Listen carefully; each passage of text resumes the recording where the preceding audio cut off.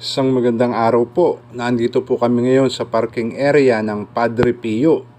Ay syempre po sa haba po ng aming biyahe ay inabot po kami ng gutom. Kaya ito po ay nagkakainan po muna kami dito. At napakasarap po ng aming ulam. Ito po ay humba. Ito po ay paan ng baboy na hinumba po ng ating pong kasama, si Tito Sandy. At meron din po tayo mga saging na pinitas natin sa aming pong bakuran. So ayan, at napakasarap po ng kainan namin dito. Kasi maya maya pa lamang po ay magsisimula na po ang misa dito sa Padre Pio. Kaya bago po kami sumimba ay kakain po muna kami. Napakasarap po ng aming kainan dito at kasama pa po namin yung aso ni Ate Nene. Kaya mapapansin nyo po si Jaco. Lagi po namin kasama yan kahit saan kami pumunta. So ngayon po tapos na po kaming kumain ay papasyal na po kami sa simbahan